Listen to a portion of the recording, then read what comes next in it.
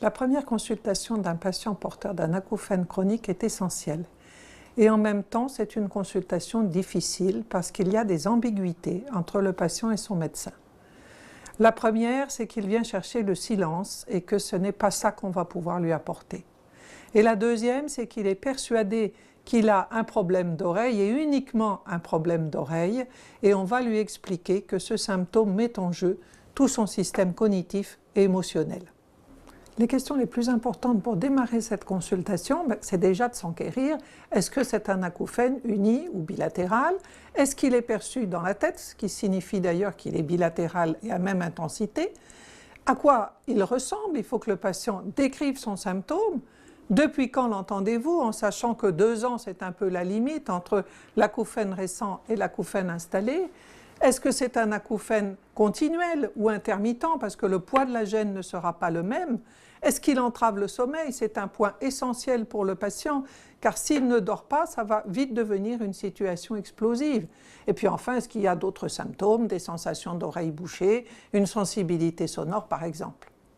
Un point essentiel, c'est d'évaluer la gêne du patient, car c'est sur ce critère que l'on va juger de l'efficacité du traitement.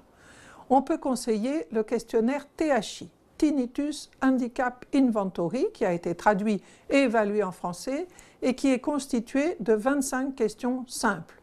Il sera intéressant de le renouveler à l'issue de la prise en charge pour juger de son efficacité.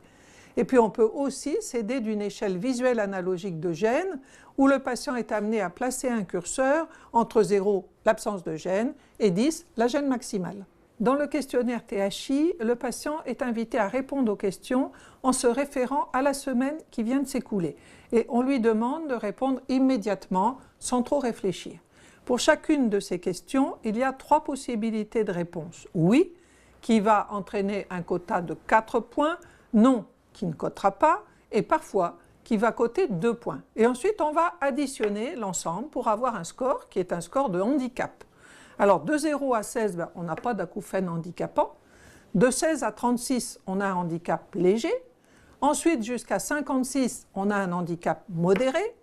Jusqu'à 76, un handicap sévère. Et au-delà, il est appelé handicap catastrophique.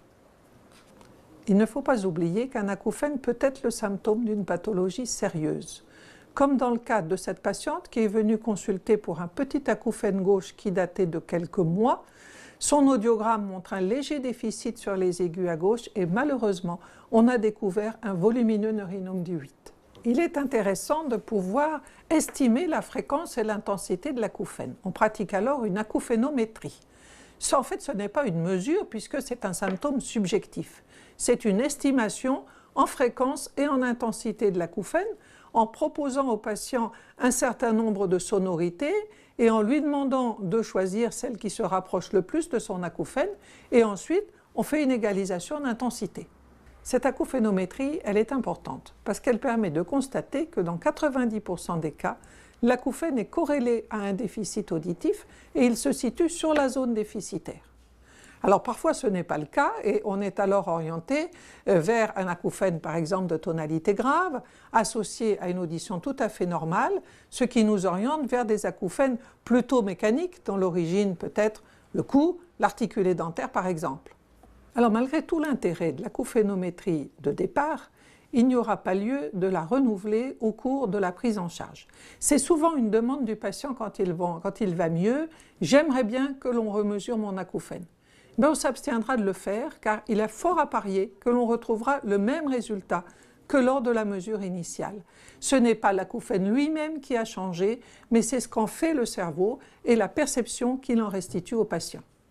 Alors, à l'inverse, il peut arriver que l'on revoie un patient, parfois plusieurs années après, il était arrivé à l'état d'habituation, il n'était plus gêné, et puis il revient en disant que brutalement, son acouphène est devenu beaucoup plus fort. Alors là, on va s'empresser de la refaire, cette acouphénométrie, parce qu'il y a de fortes chances qu'on trouve là aussi la même chose que lors de la mesure initiale. Et là, on a un impact fort sur le patient pour lui faire comprendre le rôle essentiel du cerveau. Il doit y avoir un certain nombre d'éléments essentiels que le patient doit savoir en sortant de la consultation. Alors le premier élément, c'est quand même aussi de rassurer son patient et de diminuer son anxiété. Ensuite, il y a un certain nombre d'éléments qu'il doit avoir entendus concernant son symptôme. La première chose, c'est que dans la grande majorité des cas, c'est parce qu'il a un déficit auditif qu'il a un acouphène. L'acouphène est la conséquence d'une pathologie de la voie auditive. C'est du moins le schéma qu'on va lui donner. Il y a encore beaucoup de choses que l'on ignore dans la physiopathologie de l'acouphène, mais il est important qu'on donne au patient un schéma clair qui va lui permettre de progresser. Le deuxième élément qu'il doit comprendre, c'est que ce n'est pas l'acouphène lui-même qui est gênant, mais c'est ce qu'en fait son cerveau. Pourquoi ? Parce qu'il a mis en jeu son système émotionnel et que cet acouphène, il est coloré négativement. Et il l'a fait parce que, par exemple, ça peut être une personnalité anxieuse de nature, ou encore parce que l'acouphène a été contemporain d'un événement stressant. On peut très bien imaginer un patient qui a un déficit auditif depuis 15-20 ans sans acouphène, et puis un beau jour, il y a un événement émotionnel, et il commence à percevoir le sifflement. Parce que le travail que faisait son cerveau pour le mettre de côté jusqu'à présent n'a plus été fait. Et en plus, cet acouphène, il est coloré négativement par le stress qui vient de se passer, et donc il y a toutes les raisons pour qu'il devienne invalidant. Le troisième élément, c'est qu'on va lui donner des conseils pour arriver à la maîtrise de son acouphène. Et on va lui dire que quand l'acouphène devient très gênant, eh bien, il faut qu'il le masque. C'est des choses que peut-être d'ailleurs lui-même spontanément a déjà trouvées. Mais il faut bien choisir son masque. Si l'on choisit la musique, qui est émotionnelle, si l'on choisit la radio avec l'information, tout cela attire l'attention du cerveau vers l'information sonore. Ce n'est pas du tout ce qu'on veut. Et on va au contraire pousser le patient à utiliser des bruits neutres, des bruits de nature notamment, pour que le cerveau lâche prise. Il y a toutes sortes d'appareils qui lui permettent d'entendre ces bruits de nature, qui ont l'avantage à la fois de masquer son acouphène et à la fois de faire que le cerveau s'en éloigne. Il y a un point très important à expliquer au patient, c'est comment va-t-on guérir ? Puisqu'il vient chercher le silence et en toute probabilité qu'on a très peu de chances d'y arriver. On va lui proposer une autre guérison qui est donc d'arriver à l'état d'habituation. C'est une situation où son cerveau sera devenu indifférent à l'acouphène. S'il va chercher l'acouphène, il sera capable de dire « ben oui, j'ai un acouphène », mais il sera plus intrusif. Et il est important que cette habituation soit présentée comme une véritable guérison et non pas comme un pis-aller.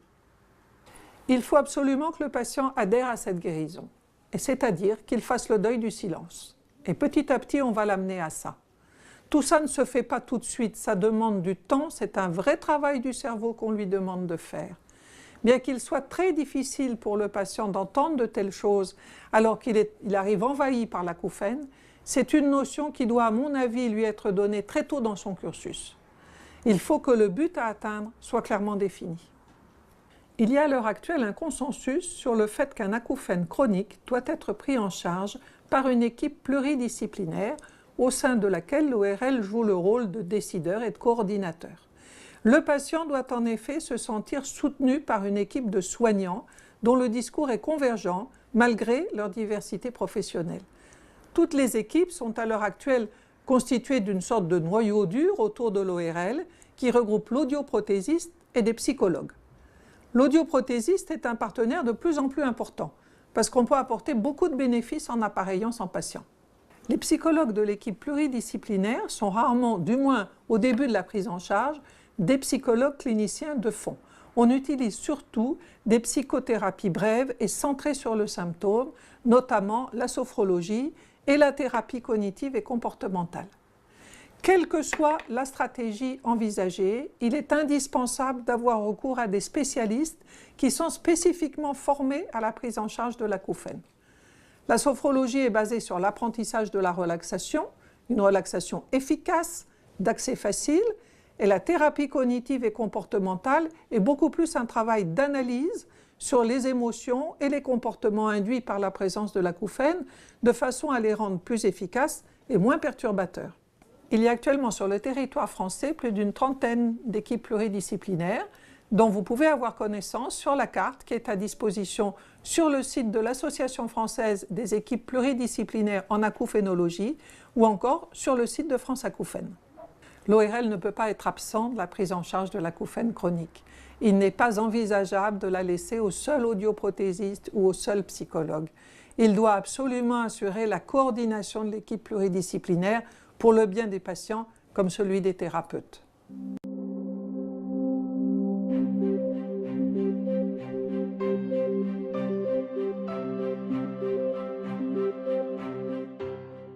Dès lors qu'il y a une baisse d'audition même faible, actuellement, il est tout à fait conseillé d'appareiller une personne acouphénique. L'intérêt, c'est que la correction auditive va créer un masque naturel sur l'acouphène.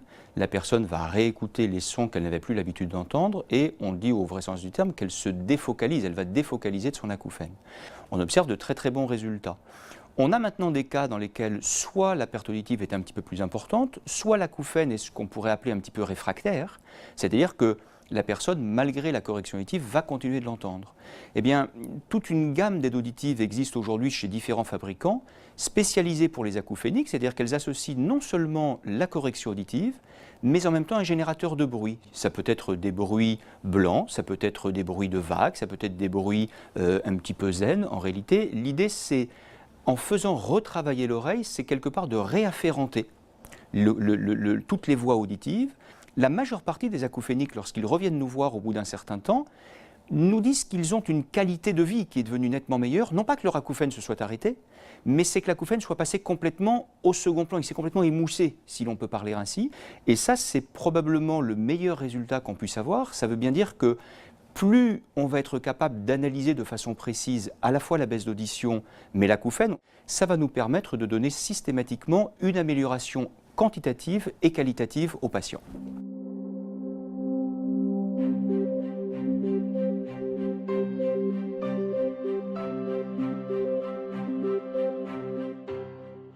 Donc, la thérapie cognitive comportementale comporte 3 parties. La première étant émotionnelle. Dans un premier temps, on essaye de transformer les émotions dites négatives, telles que la colère, la tristesse, l'anxiété. On transforme ces émotions pour les rendre plus neutres, plus apaisées. La deuxième partie étant de travailler la partie cognitive de cette approche, donc tout ce qui est associé à la pensée qui est en lien avec cet acouphène. Donc on essaye de travailler chacune de ces pensées dites négatives et de les transformer en des pensées plus réalistes.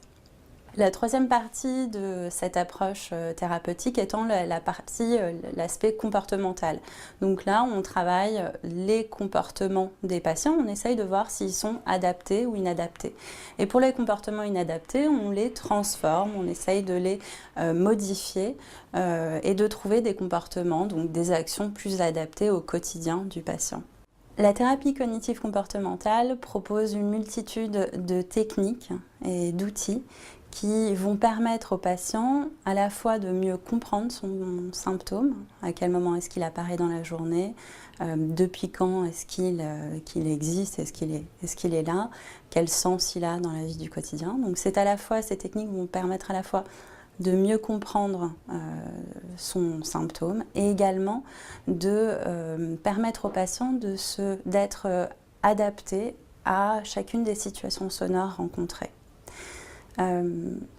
Tout ceci va permettre d'améliorer la qualité de vie du patient.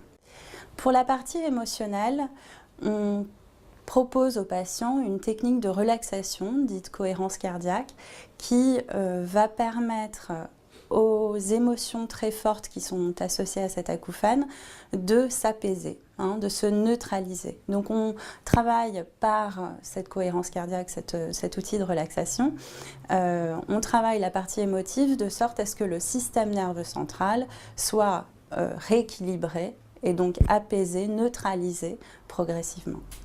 Il faut compter une dizaine de séances auprès d'un spécialiste en thérapie cognitive comportementale pour arriver à un bon résultat, pour que le patient finalement puisse à la fois être dans l'habituation et donc dans l'acceptation de ce symptôme.